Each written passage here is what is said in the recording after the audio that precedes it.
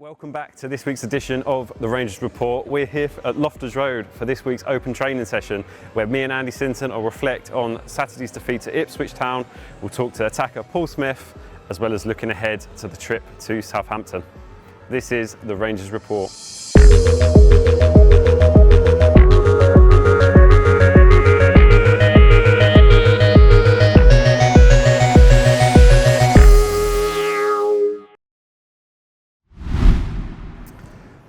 So since we're here at Loftus Road, fans are in support as well at the open training. First of all though, how was your weekend? Yeah, it was good. Good weekend. A little bit disappointed with Saturday, but I thought the performance was by and large good and something to build on. Obviously we lost the game, but we had chances and probably a little bit unfortunate to come away with nothing. But so the weekend was okay. Great to be here. Sun's out. Great to see so many fans, part of the QPR family. Super for the fans, certainly the youngsters, to be here today, seeing their favourites and getting up close, and big day. After a long time away from W12, we've been here now 3 days in a week. It's always nice to be back at Loftus Road, isn't it? Always great stadium, steeped in history, and as I say, good day for the fans, and an important one for the players as well.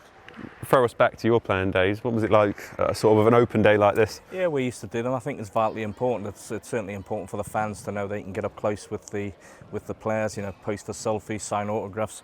But it's also, I think it's really important for the players to get up close to the fans as well. I've already mentioned the word family. We are a family, and days like this can only grow that.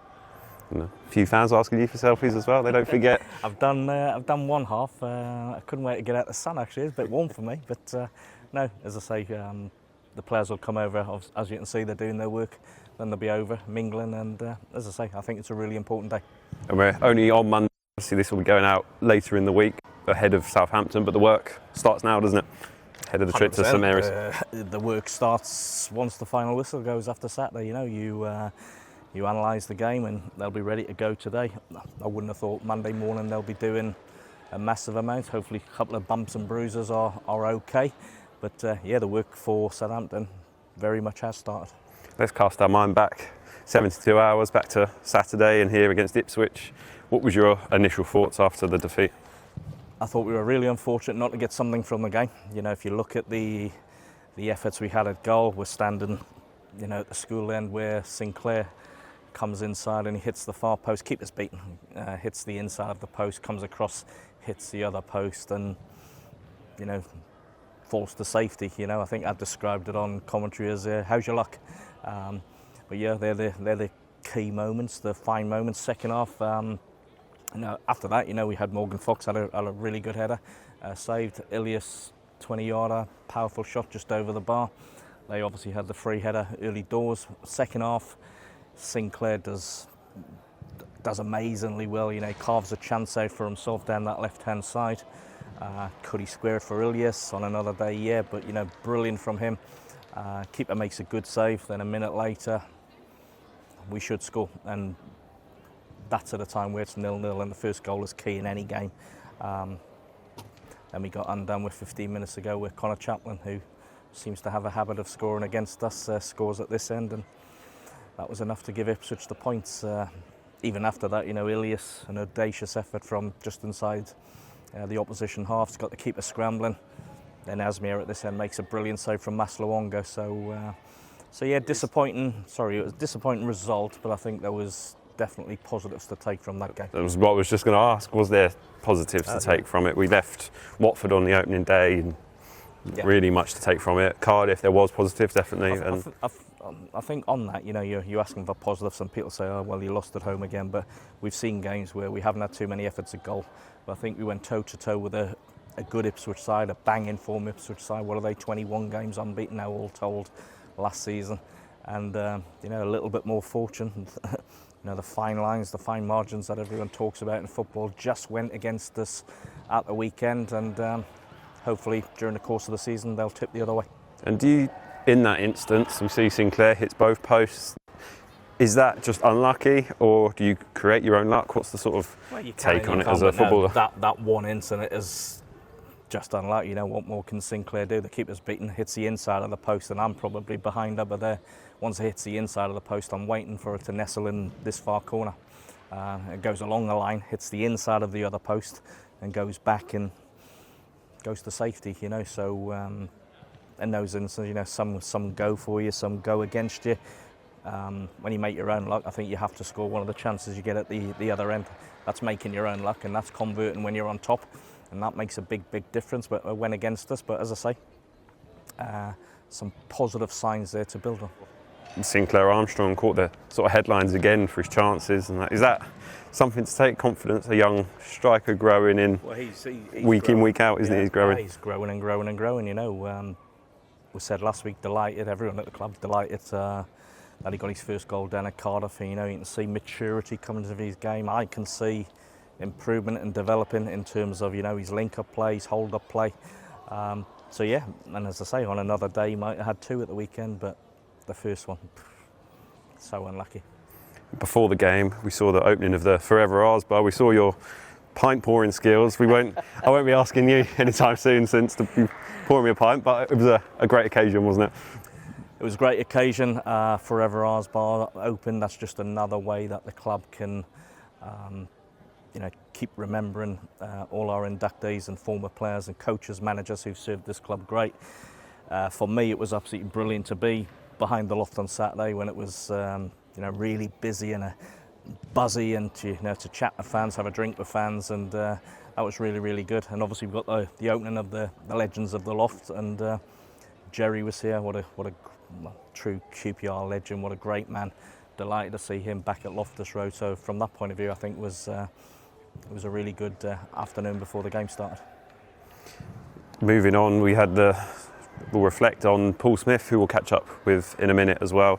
He had quite a good return on back here in W12. Yeah, Paul time at the club here, I think he did quite well. For one reason or another, he's had to leave the club, but now he's back. I think he showed at Cardiff and Saturday what he can add to the team. He's a bundle of energy, more mature. He's got quality in, and I think he can be pleased once again with his performance on Saturday. Perfect. That leads us perfectly to interview with Paul Smyth, who joins us after training here at Loftus Road. So we're here at Loftus Road, joined by attacker Paul Smyth. Paul, thanks for joining us. Thank you. How are you, and how is it to be back here at QPR? Yeah, good. Brilliant. Like you said, I've been here before, and I know what the club's like, and I know what the club want to achieve. And once I spoke to the gaffer, obviously I played with him at Wickham and got promoted with him. We had a little connection there, and he brought me in. He knows what he can get from me, and that's what he wanted me to come back and do. And I think that's what I've been doing this season so far.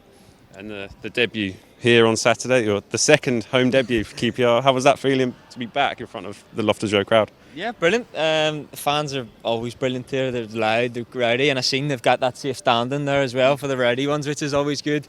Makes the atmosphere better and gets you ready for the games and gets you up for the games. And like I said, the debut was just unfortunate. We could be very narrow, but I think we performed the best there, and we were just unlucky at the chances at the end. And yeah, Saturday I was just glad to be back. I spoke to you after Cardiff, how you managed to drag yourself back onto the coach, and then the same, you seem to leave everything on the field. That's just me in abundance. That's what you'll get, and everyone knows that. I'm just full of energy and just want to run around and work hard for the team and for the fans, and that's the main thing. And for me, if everyone's saying that I played well, that's all I want to hear, and that's what I try and do every week. So you'll see more of that this season. Yeah, good. Paul, you're back at the club. Delighted to see you. Delighted that you're back. We know what we're getting from you. Do you think that couple of years that you left the club and went away, you've come back a better player, more mature player, you've added bits and bobs to your game that can help you be successful and the team be successful? Yeah, 100%. Like you said, I think for me most important was to play games. Yes. And I started doing that under Ian Holloway when I first came, and I thought I was getting a lot of joy and I was enjoying it. I was getting experience, and I was still young and inexperienced in a way, and obviously the managers came in and I wasn't favoured, and I thought I need to get game time to develop my game and just learn the game and learn about it. And I think the 4 years that I've played in all different teams, I've been learning different formations, different ways to play, how to play the game, and positional. And I think that's the best thing about it. I say to all the young boys here now, I said if you ain't going to play for the first team, there's no point sitting in the 23s because you don't really get much from it. He says if you can go get game time and go get that experience and then play and fight for something, it means a lot more and you'll learn so much. I fully echo that. I think there's no substitute for playing. You know, sometimes as disappointing as it might be at the time, sometimes you have to step away from something to go and play, develop, improve, then come back stronger from that experience and mature, then go and show us, I wouldn't say a different Paul Smyth because we know what we're getting, but could I say an even better Paul Smyth? Yeah, of course. I guess a more mature one. Like I said, I was just in my own head. I like to play. I want to play for something. And when I first came, I played. I remember. I'll never forget it. My first game, Watford away, 23s. It was completely dead, no atmosphere. Like I was thinking, is this what it's like? Because I was used to playing against men when I was 18, 19, playing at Linfield. I was playing for titles and for cups and 2,000, 3,000 fans, and I came to QPR and I was playing for the 23s and it was like nothing. So I was like, I don't want this. I want to play. I want to have fans. I want to get them excited. I want to show them what I can do. And I think, like I said, that's why I went on loan. And when my time came to leave the club, I just thought I want to go and get that experience. And like I said, I won the league with Leyton Orient, and it just made me a better player. So Paul, looking ahead to the weekend, Southampton away, team just been relegated, start the season well, but 2,800 fans going to support Rangers. Game to look forward to, eh? Like you said, just get relegated from the Premier League, biggest league in the world, and we've got a chance to go there and get a result. What else do you want? What else can big you up for the game? So, of course, for the fans as well, it's a nice week down in the seaside and get on the boozer and have a bit of fun and support us, having put on a show, and hopefully we can. That's the plan. I mean, if he's coming down, go ahead, he can have a shot on me. But no, the fans, like you said, they travel in their numbers and they're always good and they're always loud, and that's what we want to hear all season, and we'll fight for them and give them the results that they want, hopefully. Fantastic. Well, I speak for everyone at the club and the fans. Wishing you the best of luck. Thank you. Just to wrap up, will it be the final time or the first time we see the backflips from Paul Smyth? Hopefully. I mean, what a better place to do it. A team that's just been relegated from the Premier League, and then I can say I scored at St Mary's, couldn't I? So yeah, I'm looking forward to it and excited, and all the boys are ready for it. Perfect. Best of luck, mate. Cheers. Thank you. Top man. Well done. Cheers. Perfect. Thank you, Paul. Cheers, appreciate it. So since we just heard from Paul Smyth, what have you made on his return to QPR? I think he's made a decent start, promising start. Obviously, we touched on the fact that he was here and he had to step away. But I think we'll get a better Paul Smyth, if that makes sense. I think we'll get a more mature. You know, he's gone away. He's had to go away to get game time. Great experience. Did well at Orient, so that will stand him and hopefully the team in good stead for the rest of this season and beyond. And you mentioned to it, he said it himself, that he's a bit of a different player, a bit more experienced, more mature now. That's something that you can kind of see in his game, isn't he? Yeah, as I say, what is he now? Mid-20s. I think he's got a young family. You know, that brings maturity because it has to. But on the field, he'll have had experiences, good and bad. He's got loads of games under his belt now. He's had a bit of success. Can he come here and make a big impact? So Sunday after the game here at Loftus Road, Sunday morning, everyone around the nation woke up, and the Lionesses, the World Cup final, wasn't to be, but a great tournament in the end, wasn't it, to reflect on? Yeah, I like Millions was glued to the TV, you know, willing the Lionesses to bring that World Cup home. I think they've done fantastically well to get there. Not only to get there, but what they've done in the last few years has been remarkable. You know, it's really raised the profile of girls and ladies and women's football, and long may that continue. But yeah, they just came up short in the big one, and if I'm being honest, I thought Spain were the better side on the day. You know, score a goal where we get caught in possession and exposed in the area where it came from. You know, Mary Earps, who's had a great game and a great tournament, saves a penalty, and you're just thinking, you know, could that tip it in our favour? But she's had to make another couple of saves. So I thought, on the day, it's no shame because Spain are excellent, and to come through what they've come through over recent years, you know, with all the behind-the-scenes stuff that they had. Really enjoyed the game, really enjoyed the tournament. Just came up short, but everyone involved, those girls and everyone involved in that setup should be immensely proud of what they've done. I think I speak for everyone where my heart and my prayers are with Spain's goal scorer, Olga Carmona. You know, I think it was reported this morning that just after the final whistle, she heard that her father had passed away, and I think I speak for everyone where our thoughts and our prayers are with her. So we'll move on to Southampton now, the week ahead. We'll be looking ahead, and Gareth Ainsworth gives us his thoughts ahead of the trip to St Mary's. Gareth, despite the defeat, you spoke of your pride after last Saturday's performance against Ipswich. How has this week been? Been brilliant. I'm the manager of QBR. We're coming here and honestly, since the Tuesday after the Watford game, this place has been a buzz. It really has, and so proud of the boys and the fans for what they're doing at this club. They're doing it, you know. I'm trying to say, right, can we get this going? They're doing it, and it's been brilliant, you know. Yeah, we've had one or two knocks. Yeah, we've had a couple of last-minute goals against as well. One at Norwich, and then second half sort of sickener against Ipswich Saturday, but still people believing, still the fans were there at the end saying, we know what we're trying to build here, we're proud of this, we know where the club is, we're proud of this.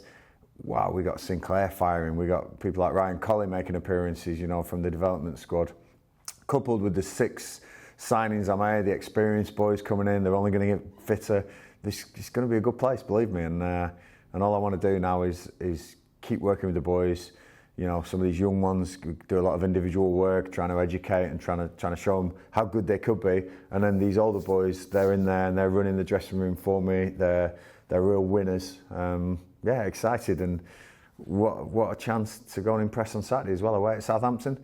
Wow, and you know, you'd give your right arm to play in this game, you know, and I'll tell this to the players, you know, all the fans who are coming down, 3,000 plus, they'd give anything to be on that pitch with you. So give everything you possibly can, and with this structure, with this new way of playing, listen, we might get a whack, it's the next Premier League team, but I tell you what, I fancy us on Saturday, I really do. I fancy that we could go and upset, and I do every single game, but more importantly, so do the fans and so do the players.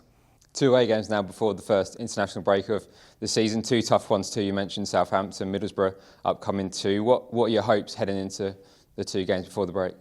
You know, I'd love to get a win out of the 2, but I think we can get 2 wins. I think we can go and beat both of those teams. I hope people will say in the press, oh, Ainsworth wants 2 from 2. Yeah, of course I do. I'm the manager. I believe we can do 2 from 2 as well. I've got a great squad. I've got some real good players. It's 11 against 11. You can go out there, and if you perform better than your opposition, you're going to win the game. We can do this. Believe in these players so much. No injuries, no more injuries would be nice. Transfer window's coming to an end next week, obviously, and again, I want to keep the best players here, keep the best squad I possibly can. But you know, it's football; things happen, and it's a business as well as a sport. But no, I'm so proud. I'm so proud to be sat here saying all these things about a fantastic football team and a fantastic group of fans that follow us up and down the country. And it's going to be great. Get behind us, please. Get behind us, please, on Saturday, because what an opportunity to go and achieve something. Just in team news, you mentioned injuries. Chris Willock, Sam Field, Sinclair Armstrong, all unfortunately coming off with injury against Ipswich. Just an update on those 3. Yeah, Sinclair, don't worry, he's not injured. He's been training this week, no worries. Chris Willock and Sam both had a couple of days off, but I'm expecting both to be training today. Sam took a hell of a whack in a typical Sam Field tackle, and he's committed. I'll have him all day, by the way. And Chris, you know, his first start under me showed exactly what the player he can be. You know, he's unbelievable on the ball. I still want to work with him. Still want to get more out of Chris Willock, but he's a top guy to work with, and I really think he can be a really big player this season for us. You know, both of those, like I say, Sinclair came off for cramp, really, nothing else. But both of those took knocks. Lyndon, very close as well. No, he's desperate to get for the international break, you know, playing England in that little group, so in that little sort of 2 weeks, so I'm sure he's desperate to play in that one. But top guy as well, Lyndon Dykes, you know, all for the club. Lives and breathes this place, you know, he really does, and he's so frustrated he's not contributing at the moment, but Lyndon's going to play a huge part as well. The only long term is Jimmy, and he'll be watching this, gutted that I'm saying this, but Jimmy, you've got to be patient because you had a hell of a whack. But once he gets back as well, wow, we got a good squad, because Jake got through 45 minutes in the development squad on Monday, so he's in contention. Yeah, things are looking good, things are looking up, and I'm excited. You mentioned Jake as my next question, actually. You were obviously in the crowd for the development squad's midweek win over Coventry. Just how good was it to see Jake back out there? Great. You know, good to see Jake, but good to see him taking on this leadership role on the pitch. You know, he's an example to everyone. He's a good player, Jake Clark-Salty, you know, and keeping him fit is going to be important for us. And some of the young boys around him, you know, really, really good. They're coming on as well, you know. Stevie Balla getting a hat-trick, you know, was great for him. You know, especially when the manager's there, he took his goals really well. And special mention for Chris Ramsey and Paul Furlong. You know, they're taking on what I'm trying to do in the first team, and this development side that we're trying to integrate so well into it. They're trying to get these boys ready for when they do make the step, and I think they've run it fantastically well, and a deserved win. You know, Matteo in goal made some crucial saves as well, which was brilliant. He's one coming through. So yeah, future's quite bright here. It's the present that we need to deal with and make sure we get enough points to be competitive in this championship, starting on Saturday at Southampton. Bringing it back to Saturday, 3,000 QPR fans making the trip to the South Coast. You must be so keen to match their efforts with another performance to be proud of. Listen, in awe of the fans. You know, I know took a bit of jip last year, and Watford game totally entitled. I'm sorry. Please let me off that one. But since then, I think we've been great. I think we really have been great, and I'm really hoping that they feel what I'm trying to do here, and trying to build. And what I want to do is, when the success comes, we've built it. We've got that structure behind us that there's no big fall. Then there's no big drop off. There's a success, but there's a sustained success. There's a building block behind it. That's what I want to do here. You've got to try and do that in football. I did it at the last club for so many years, and it was great. And you know, if I can have so many years here again to build something and leave them in a much better place than when I turned up, that'd be the aim, you know. And this club is brilliant, because people think we're probably a bit of a smaller club now in the Championship. We're not. We're still, our heartbeat's real strong. 3,000 away fans, who will be as loud as the Southampton fans, by the way. I'll make sure of that, because my team will be up for this and getting them going. Win, lose or draw, get behind these guys, because some of those players will need you, and I certainly need you, and I know what you mean to me. I played in front of you. On Saturday, August bank holiday weekend, backed by thousands of Rangers fans in a sold-out away end for our trip to Southampton. It's what football fans live for, isn't it? Well, I can't wait. You know, Southampton, you know, just been relegated, great stadium, 2,800 Rangers fans roaring the team on, be a great atmosphere. Southampton have started the season well, having just been relegated, tipped by many to go straight back. You look at the squad, full of quality. Snatched a late winner on Saturday down at Plymouth, which sometimes what good teams do, they go right to the death, you know, gets them 3 points. So yeah, I'm really looking forward to it, but it's going to be a big ask, but one for the boys behind us and the fans to really look forward to and give it our best shot. There's a few familiar faces down at St Mary's as well, with Joe Lumley and Ryan Manning part of their ranks. What have you made of their squad and the additions that they've made this year? Yeah, well, Russell Martin's gone in there. You know, the style of play he implements, you know, possession base. I think we'll probably have to understand and accept that we're going to be without the ball for large periods of the game Saturday, but that's when your organisation and your shape and your communication comes in. You know, yeah, Ryan Manning, who was with Russell down at Swansea, he's took him there. Joe, delighted to see Joe, you know, back somewhere, because for a while he was, during the early part of the summer, he was without a club. But yeah, two guys who served the club well, but you know what, they're playing for the opposition now, so I don't maybe see them after the game when we've got the points, and say hello and wish them luck. Is that a game that QPR sort of relish, isn't it? A bit of the underdog going to St Mary's? I think so. I think that's when we're always at our best, you know, and it's a chance for everyone, the squad, to pit their wits against a team that everyone's thinking will be certainly there or thereabouts. So, you know, nothing to fear, everything to look forward to. Come on, bring it on, bring your A game, and let's go and attack it and see what we get from the game. What have you made of their start of the season? Obviously, we mentioned the Plymouth game. On the opening day, everyone was clocked in to watch their Friday night game against Sheffield Wednesday. They're grinding out results. Is that a sign of... I was impressed with them at Sheffield. I was impressed with them, certainly the first half, that possession game, based game. Then they got pegged back and had to dig in. And then I thought once they went 2-1 up, with Adams came off the bench and scored, I thought they finish the game really well. Obviously, then they go out the cup. Then they're involved in a 4-4 draw at home to Norwich, which shows you that with what they've got in the team, they'll score goals, but they might concede. So there's something for us maybe to exploit. But yeah, they've made a solid start, which is what you would expect from them, and it'll be a tough game. But as I say, I can't wait. I'm really looking forward to it. Andy, safe travels down to And you. the south, and we'll see you there bright and early on QPR Plus with Nick London. Yeah, can't wait. That wraps up another week here at Rangers Report, reporting from Loftus Road. So enjoy the trip to Southampton and come on you ours.